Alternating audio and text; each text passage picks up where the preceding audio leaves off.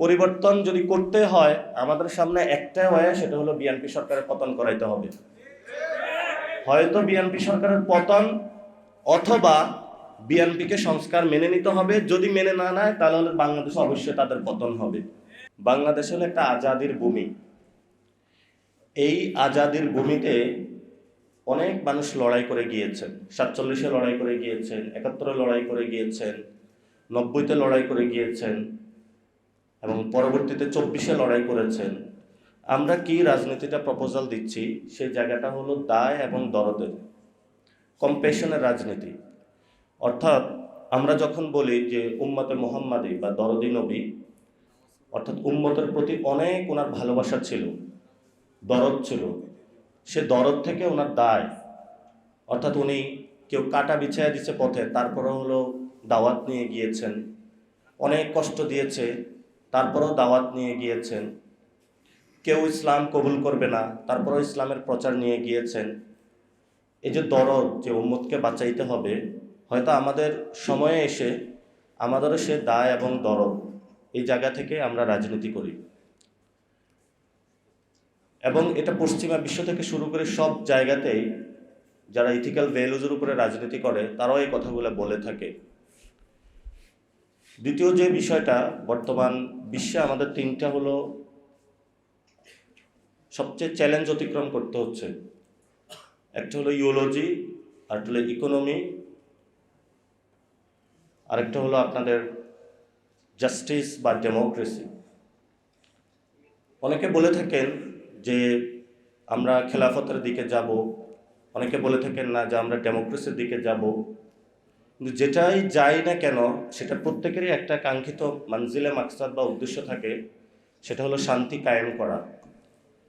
এখন আমরা মনে করি যে আমাদের রাজনীতি যেটা, সেই জায়গাটা থেকে বাংলার যে সিভিলাইজেশন আছে, আমি যদি মৃত্যুবরণ করি বাংলার সিভিলাইজেশনকে নিয়ে আমাকে জিজ্ঞেস করা হবে যে তোমার এখানে 18 কোটি মুসলমান আছে, তুমি তাদের জন্য কি করেছ।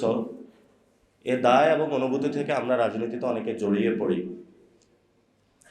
তারপরে হলো অনেকের সাথে পরবর্তীতে কথা হয়েছে, আমাদের মধ্যে অনেকগুলো বোঝাপড়া ছিল। কেউ মুসলিম বাঙালির হিস্ট্রিতে বইতে ঘাটতে গিয়েছেন, সেখানে তারা পত্রিকা বের করেছেন, এবং প্রত্যেকটা জায়গায় আমরা একসাথে ঐক্যবদ্ধ হয়ে পরে যখন 24-এ একসাথ হই, সেই সময়কালীন শেখ হাসিনা এই বিষয়টা আসলে টের পায় নাই। তো আমাদের ভাইদের সাথে অন্য ভাইদের সাথেও কিছু দ্বিমত হয়েছিল, যা আমরা বলেছিলাম এইভাবে রাজনীতিটা হওয়া উচিত, ওনারা বলেছিল ওইভাবে রাজনীতিটা হওয়া উচিত। আমরা একটু মাঠে কুচকাওয়াজটা বেশি করতাম। কখনো দেখা গেছে যে কাশ্মীর নিয়ে প্রোগ্রাম করতাম, কখনো প্যালেস্টাইন নিয়ে প্রোগ্রাম করতাম, কখনো প্রোগ্রাম করতাম হলো ক্যাম্পাসে হলো ডাকসু নিয়ে, কখনো হলো হলের গেস্ট রুম নিপীড়ন নির্যাতনের বিরুদ্ধে। এই কুচকাওয়াজ করতে করতে করতে একটা সময় হলো আমরা শাহবাগে এসে উপস্থিত হইলাম। শাহবাগে আসার পর হাসিনা বলতেছে তোমাদের গুলি করা হবে।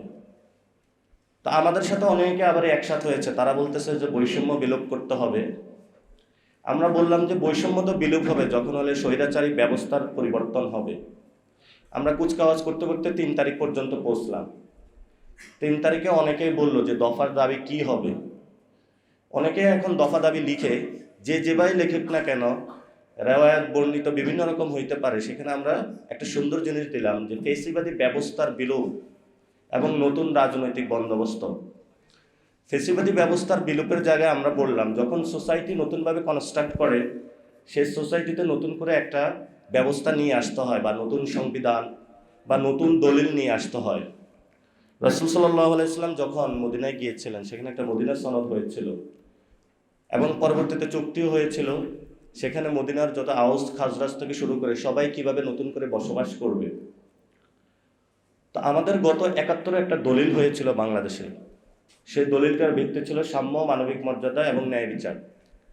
এই 3টি ভিত্তিতে যে রাষ্ট্রের দালিলিক যে প্রমাণ বা চুক্তি গঠন হয়েছিল, সেই চুক্তির পরে 53 বছরে বাংলাদেশের এমন কোনো প্রতিষ্ঠান নাই যে প্রতিষ্ঠানটা সক্রিয়ভাবে কাজ করেছিল। 71-এর পরে মুজিব আইসা বলল এই 3টা ভিত্তিতে চলা যাবে না। মুজিব হলো সংবিধানে 4টা জিনিস দিয়ে দিল এবং নিজের একটা রক্ষী বাহিনী বানাইল। মুজিবের পরে যখন জিয়াউর রহমান আসলো, জিয়াউর রহমান এই সংবিধানের একটি পরিবর্তন উদ্যোগ নিয়েছিলেন। সেই সময় একটা ভোটও হয়েছিল কিন্তু জিয়াউর রহমান সাহস করতে পারেন না এই সংবিধানটা পরিবর্তন করার জন্য। পরবর্তীতে তো এরশাদ এসেছিল, এরশাদের পর বেগম খালেদা জিয়া এসেছিল। খালেদা জিয়াও কিছু চেষ্টা করেছিলেন। 90-এর যে আন্দোলনটা হয়েছিল, 3 দলের একটা রূপরেখা হয়েছিল, সেখানেও কিছু পরিবর্তনের সুযোগ এসেছিল, সেটাও করা হয় নাই। পরের ইতিহাস তো আপনারা জানেন, শেখ হাসিনা একটানা 17 বছর ছিল। 17 বছর থাকার পরে যখন এই পুরো ব্যবস্থাটা ভেঙে পড়লো, তখন আমরা বলছি যে আমাদের একটা নতুন ব্যবস্থার মধ্য দিয়ে যাইতে হবে। এই সামাজিক চুক্তি লাগবে, যে সামাজিক চুক্তির আয়তা হলো আমাদের খুনিরা থাকতে পারবে না, শেখ মুজিবের রক্ষী বাহিনী থাকতে পারবে না, আমাদের উপরে যে ভারত রাষ্ট্র প্রতিনিয়ত আমাদের আজাদিকে নিয়ে যাচ্ছে, সেই ভারত রাষ্ট্রের এখানে ইন্টারফেয়ারেন্স থাকতে পারবে না। আমরা সেই জায়গাটার নাম বললাম নতুন বন্দোবস্ত, যেটাকে ইংরেজিতে বলে নিউ সেটেলমেন্ট। এই নিউ সেটেলমেন্টের জায়গাটা বিশ্ব বহু রাষ্ট্র হয়েছে। যেমন আপনারা ধরেন কোরিয়া, দক্ষিণ কোরিয়া এখন 5th রিপাবলিকে আছে। তারপরে নেপালের উদাহরণ আসেন, নেপালেও তারা তাদের মধ্যে নতুন সেটেলমেন্ট করেছে। যুগে যুগে অনেক জায়গায় নতুন সেটেলমেন্ট হয়েছে। সেই সেটেলমেন্টের যখন আমরা কথা বললাম, অনেকে রাজি হইল না যে সেটেলমেন্ট দরকার নাই। কেন দরকার নাই এটা তো আজকে আপনারা বুঝতে পারছেন, যে তাহলে আজকে হলো রামদা দিয়ে কাউরে কোপাইতে পারবে না। এই রামদা দিয়া কোপানোর জন্য ওই সময় হলো বিএনপি হলো নিউ সেটেলমেন্টে যায় নাই। এবং এই গণ অভ্যুত্থানের পরে ক্যাম্পাসে দেখেছে সব ছাত্র সংগঠন একসাথে ওই মারামারির জন্য রেডি। পরে আমরা 3 জন গেলাম, সকল ছাত্র সংগঠনকে ডাকলাম। ডাকার পরে প্রায় 15-20টা ছাত্র সংগঠন একসাথে হয়েছিল।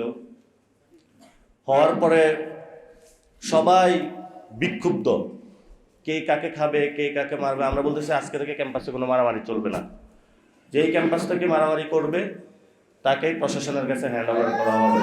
সেই সময়কালীন সকল ছাত্র সংগঠনের মধ্যে একটা চুক্তি হয়েছিল যে আমরা ক্যাম্পাসে মারামারি করব না। পরবর্তীতে সেই চুক্তি থেকে অনেকে বের হয়ে যায়। বের হওয়ার পরিস্থিতি কিন্তু আজকে এই পর্যায়ে এসেছে যে যাকে ইচ্ছা যেখানে ইচ্ছা মারামারি করা যাবে, সব করা যাবে।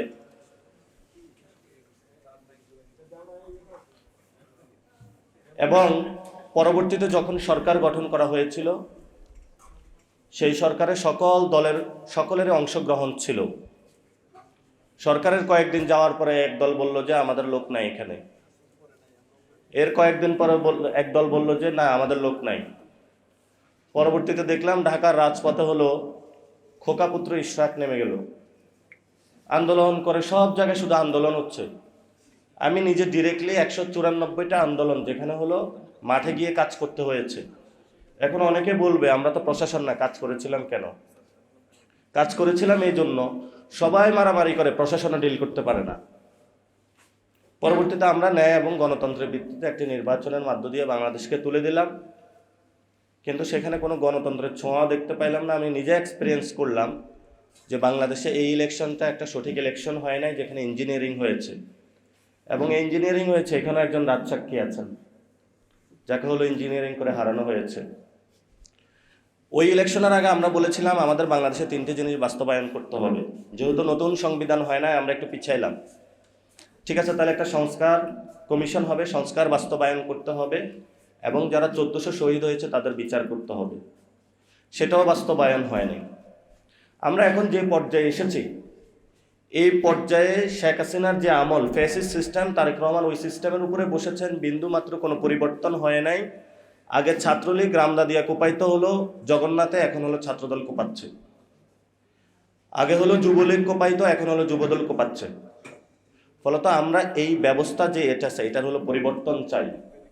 পরিবর্তন যদি করতে হয় আমাদের সামনে একটা ওয়ে, সেটা হলো বিএনপি সরকারের পতন করাইতে হবে। হয়তো বিএনপি সরকারের পতন, অথবা বিএনপিকে সংস্কার মেনে নিতে হবে। যদি মেনে না নেয় তাহলে বাংলাদেশে অবশ্যই তাদের পতন হবে। আর আমি 1 মিনিটে শেষ করব। তাহলে সেখানে মাদ্রাসা শিক্ষার্থীদের কাজ কি? আমি মনে করি প্রাইভেট, পাবলিক, মাদ্রাসা, বাংলা, আমি এগুলোকে পার্থক্য করি না। শিক্ষার্থী তো শিক্ষার্থী, আবার আলাদা করা কি দরকার আছে? কবে দুঃখজনক হলো এই অভ্যুত্থানের পরে আমাদের বামপন্থী ভাইয়েরা একটা আলাপ তুলেছিলেন যে প্রাইভেটের শিক্ষার্থীরা হারায়া যাচ্ছে।